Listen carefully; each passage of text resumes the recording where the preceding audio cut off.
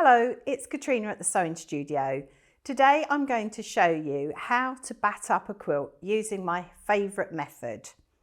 So today I'm going to use just a fleece back. I'm not going to use wadding and backing.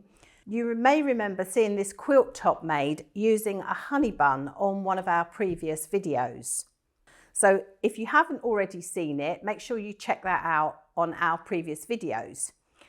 So the first thing you're going to need is your quilt top, which needs to be slightly smaller than your backing.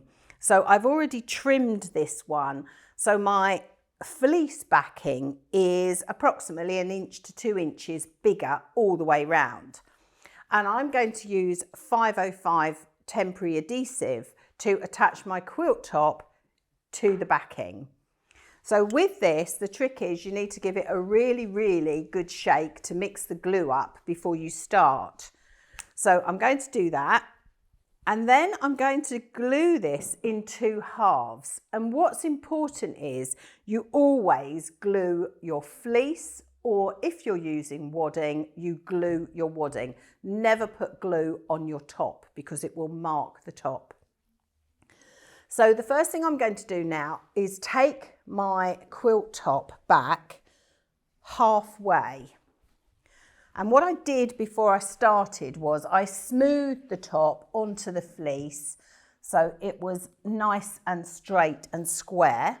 So I peel this back and then I'm going to spray the fleece. And I have made sure that the fleece is the right way round.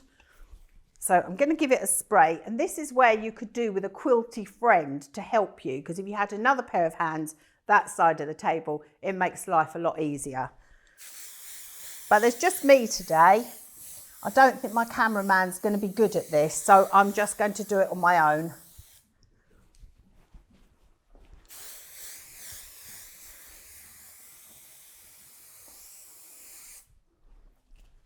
So you take your top and carefully, and this is why it's easier if you've got a friend on the other side, got another pair of hands.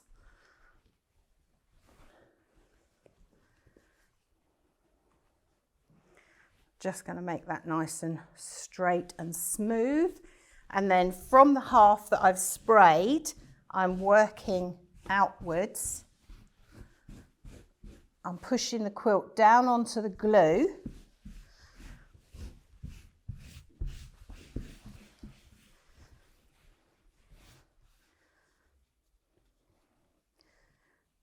I'm just making sure I've got no creases. And the good thing with the glue is, if you don't like it, it does peel back off, because as I said earlier, it is just a temporary adhesive.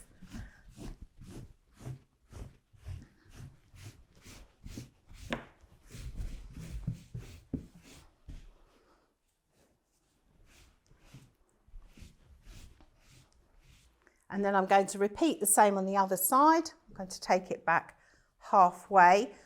And just a little tip, if you've got any dark threads, make sure you pick them off, because what happens sometimes is if you've got white sashing like I've got here, and you've got a red thread, it will show through. And there's nothing worse than quilting a whole quilt and finding you've got a red thread inside. Guess how I know that?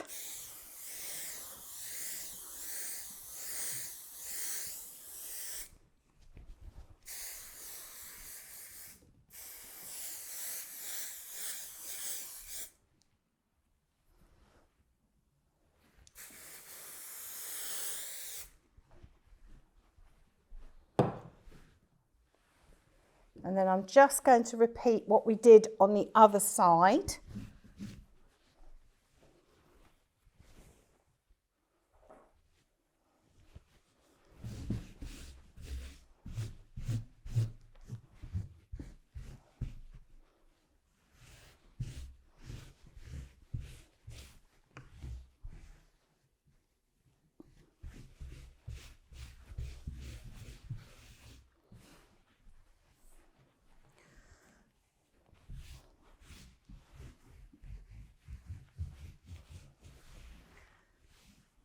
And now I'm going to leave that to settle before I take it over to my sewing machine to start my quilting.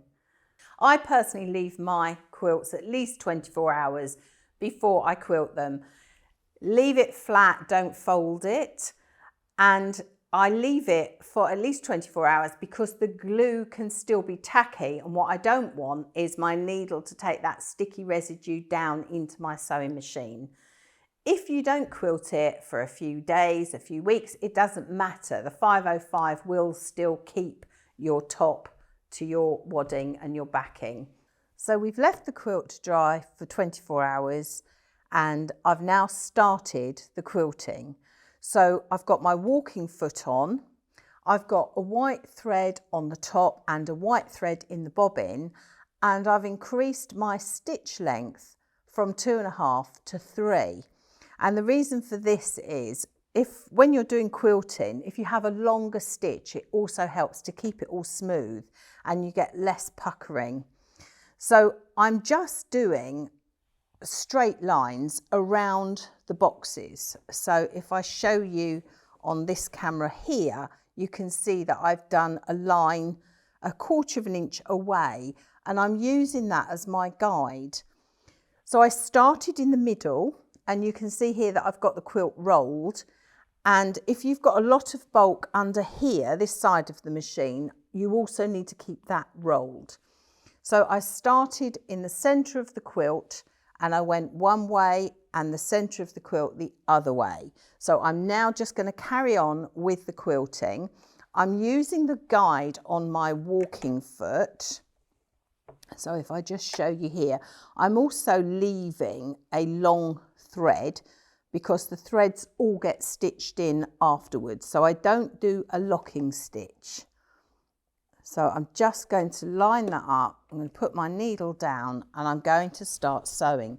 And the thing when you're quilting is to keep the bulk up. You don't want it pulling down because that will pull your stitches. So just try and keep it up. Don't pull the quilt through, let your walking foot take it.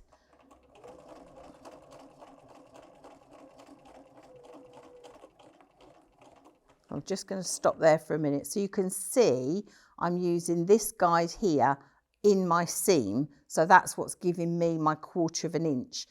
You can also get guides that attach to your walking foot and then you can measure where that guide is, so that's how far away you want your stitches to go.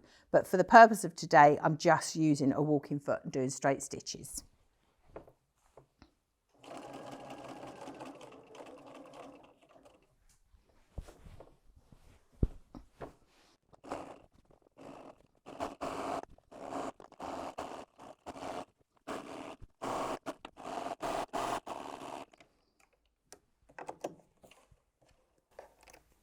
And I'm going to continue doing that along all the vertical lines because I've already secured it in the centre of the quilt. I'm going to do all the vertical lines and then I'm going to go along and do all my horizontal lines.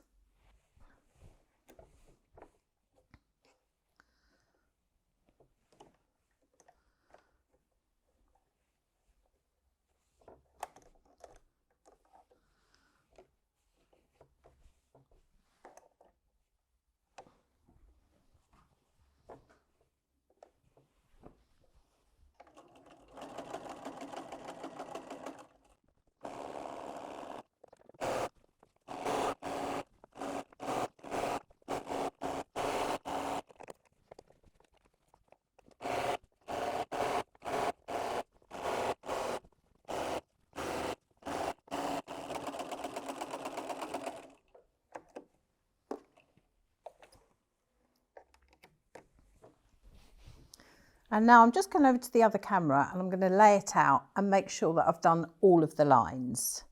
So I've laid the quilt out and I'm just looking at my quilting lines to make sure that I haven't missed anywhere. And I'm going to sew in any of these loose threads at the end. And all I do is I sew them in between the two layers and pull it tight and then nip it off so the thread disappears inside the quilt. So I'm just looking at the quilting that I've done, and you can see that I've gone 1/4 of an inch all the way round the blocks. And I'm just making sure that I have quilted it all, which I have.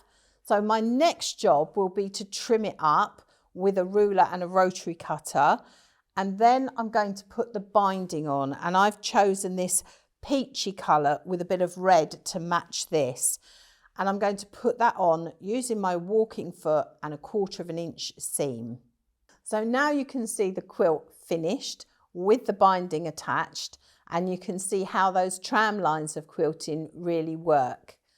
So as always, have fun, make it your own. You can make it as big as you want, as small as you want, and I look forward to seeing you next time here in the sewing studio.